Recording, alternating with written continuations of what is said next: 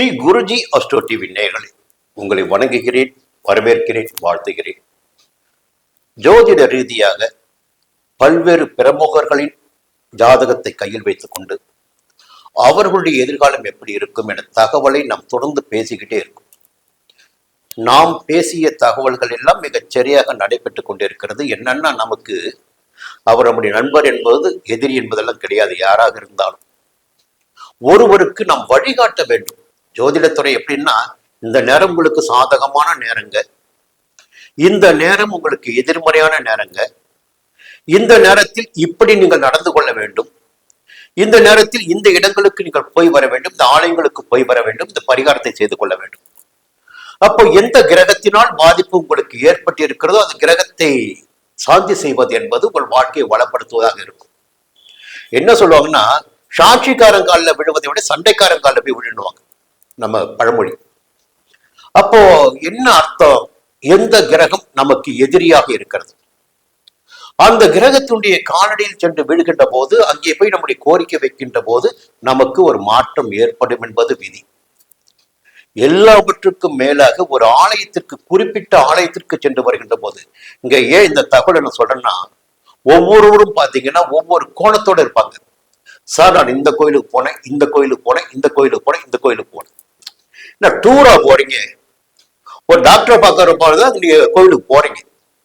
உங்களுக்கு எந்த ஆலயம் என்று தீர்மானிக்கப்பட்டிருக்கு. இந்த நேரத்துல நீங்க இந்த தசாபுத்தி நடக்கின்ற போதும் உங்களுடைய ஜாதகத்தின் அடிப்படையிலும் இந்த ஆலயத்திற்கு தான் நீங்க செல்ல வேண்டும் என்று தீர்மானிக்கப்பட்டிருக்கு. அப்போ ஒரு பரிகார ஸ்தலத்திற்கு சென்று வருகின்ற போது என்னன்னா, அந்த பரிகாரத்தை முடித்து விட்டு நேரம் வீட்டுக்கு தான் வரணும். ஒண்ணு அப்படியே அடுத்த கோவிலுக்கு, அப்படியே அடுத்த கோவிலுக்கு, இப்படிதான் நிறைய பேர் போய்கிட்டு இருக்கீங்க. அதுவே முதலில் தவறு. சரி, ஒரு விஷயத்த நேரா வரேன்.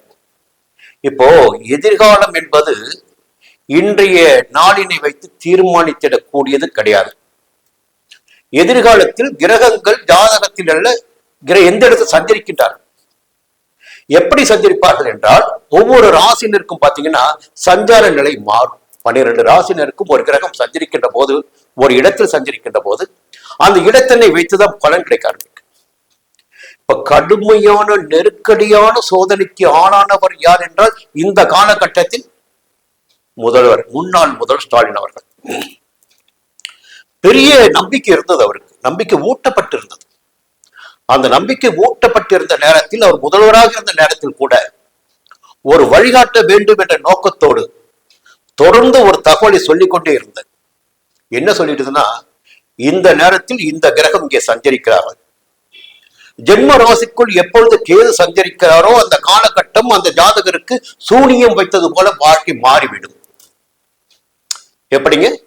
இப்போ நம்ம ஊர்ல ஒரு பழமொழி சொல்லுவோம்ல, வைப்பு வச்சுட்டாங்க, சூனியம் வச்சுட்டாங்க, அது வச்சுட்டாங்க, இது வச்சுட்டாங்க, வாழ்க்கை அப்படியே முடிஞ்சு போச்சு, எழுந்துச்சு நடமாடவே முடியல, ரொம்ப மோசமா இருக்கு. இதுவெல்லாம் என்னுடைய பார்வையில் எப்படி இருக்குன்னா, நான் வைப்பையும் நம்புவதில்லை, சூனியத்தையும் நம்புவதில்லை. ஏன் நம்புவதில்லை என்று சொன்னால், நீ பிரபல நம்பூதிரிகள் போய் கேட்டு பாருங்க. உங்களுக்கு ஏதாவது செய்ய வேண்டும் என்றால் முதலில் உங்க ஜாதகத்தை தான் கேட்பாங்க. ஜாதகத்தில் உங்களுக்கு கெட்ட நேரம் இருந்தால் மட்டும்தான் உங்களுக்கு எதுவுமே செய்ய முடியும். இப்ப கெட்ட நேரம் வருகிறது என்றால், நம்முடைய ஜாதகத்தில் நம்முடைய ராசிக்குள் கேது பகவான் சஞ்சரிக்கின்ற காலகட்டம் என்பது மிகப்பெரிய நெருக்கடியான காலகட்டமாக இருக்கும். வாழ்க்கை அப்படி புரட்டி போட்டுவிடும். அதே நேரத்தில் 7ஆம் இடத்தில் சஞ்சரித்த ராகு என்ன பண்ணுவார்னா, தப்பான நண்பர்கள், அந்த தப்பான நண்பர்கள் அவர்கள் என்பதை இந்த நேரத்தில் இப்பொழுது முன்னாள் ஸ்டாலின் அவர்கள் புரிந்து கொண்டிருப்பார். காரியத்தை சாதிப்பதற்காக ஒட்டி கொண்டிருந்தவர்கள் இவர்கள் இந்த நேரத்தில் இங்கே ஆளுங்கட்சியாக இருக்கிறதா, இங்கே ஒட்டிக் கொள்வார்கள். நாளை மறுபடியும் திராவிட முன்னேற்ற கழகம் ஆளுங்கட்சியாக வந்தால் அங்கேயும் ஒரு காரணத்தை கற்பித்துக் கொண்டு சொல்லிக்கொண்டு அங்கே வந்து விடுவார்கள். இப்ப யார் ஜாக்கிரதையா இருக்கணும்? மறுபடியும் சொல்றேன், கூட இருந்து குழிப்பறுப்பவர்களை விட எதிரிகளை ஏற்றுக்கொள்வது மேலானது. இன்னொரு அரசியல் இன்னொன்று இருக்கு, எதிரிக்கு எதிரி நண்பன். உனக்கு எதிரியாக இன்று யார் நின்று கொண்டிருக்கிறாரோ, அவரை எதிர்த்து இன்னொரு நபர் எவர் களமாடி கொண்டிருக்கிறாரோ அவருடன் நீங்கள் கரம் கோர்த்து பாருங்கள், உங்கள் வெற்றி எளிதாக கிடைக்கும். சரி, இந்த காலகட்டம் சரியான படிப்பினைகள் கிடைத்துக் கொண்டிருக்கிறது. ஜென்மராசிக்குள்ள கேது 7ஆம் இடத்துல ராகு, அதனுடைய வேலை காமிச்சாச்சு. அதே நேரத்தில் அஷ்டம சனி, அப்ப இந்த அஷ்டம சனி நிரந்தரமா, ஜென்மக்கேது நிரந்தரமா, சப்தம ராகு நிரந்தரமா? அதுதான் கிடையாது. மீண்டும் ஒரு திருப்பு முனை ஏற்படுவதற்கு 100% வாய்ப்புகள் கிரகங்கள் ஏற்படுத்தி கொடுக்க போகிறது. தொடர்ந்து சொல்லிக்கிட்டு வர நவம்பர் 13 ராகு கேது பயிற்சி பாக்கிய பஞ்சாங்கத்தின்படி, திருக்கணித பஞ்சாங்கத்தின்படி டிசம்பர் 5 தீர்மானிக்கப்பட்டிருக்கு, சொல்லிக் கொண்டிருக்கிறார்கள். நான் பாக்கியத்தை பின்பற்றேன். அப்போ வாங்கிய பஞ்சாங்கத்தின்படி நடக்கின்ற இந்த ராகு கேது பயிற்சி எங்க ராகு வரப்போறார்? பலமுறை அதையும் தெளிவா சொல்லிட்டார். சிம்ம ராசினருக்கு 6ஆம் இடமான சத்துரு ஜெயஸ்தானத்திற்கு, ருண ரோக சத்துரு ஜெயஸ்தானத்திற்கு ராகு வரப்போறார். ராசிக்குள் சஞ்சரித்துக் கொண்டிருக்கின்ற கேது 12ஆம் இடத்துக்கு போக போறார்.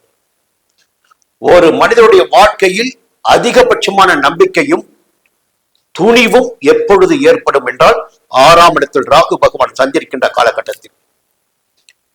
100 பேர் எதிர்த்து நின்றாலும் ஒற்றை மனிதராக இருந்து அந்த 100 பேரை வீழ்த்தக்கூடிய சக்தி என்பது இந்த காலகட்டத்தில் ஒருவருக்கு அந்த ஜாதகம் கிடைக்கும். சிம்ம ராசியிற்கு கிடைக்கும்.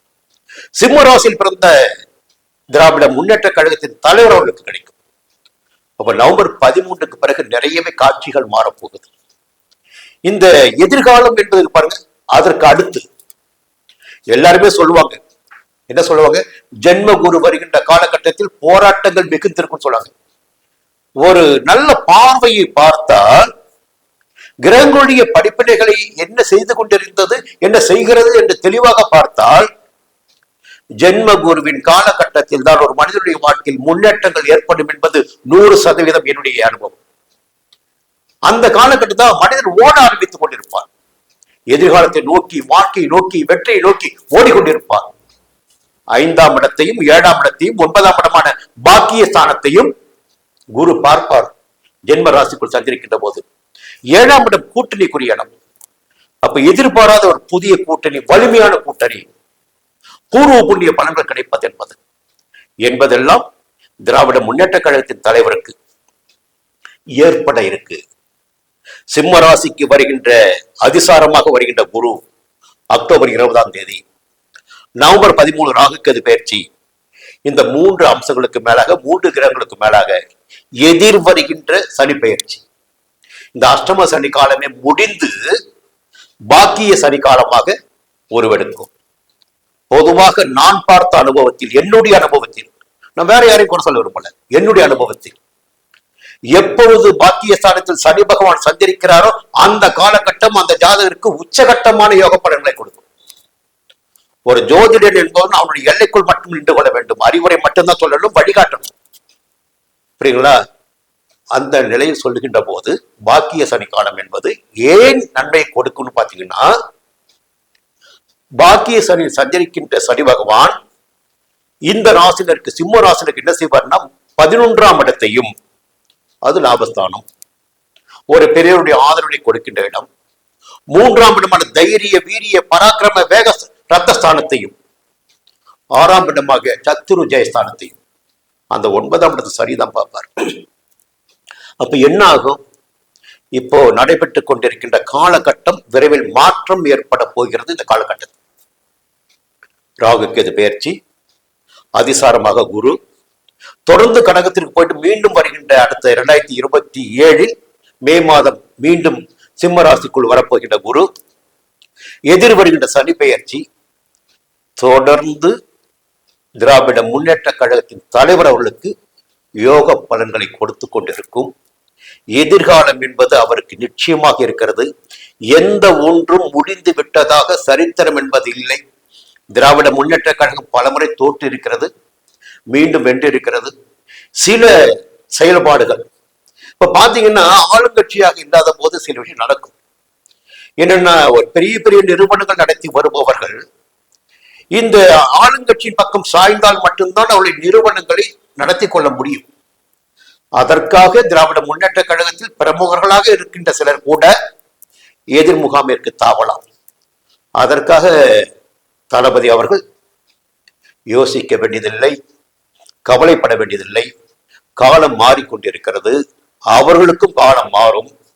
சரியான முறையை அரசியலை கையில் எடுக்கின்ற போது வெற்றி உங்களுக்கு காத்து கொண்டிருக்கிறது.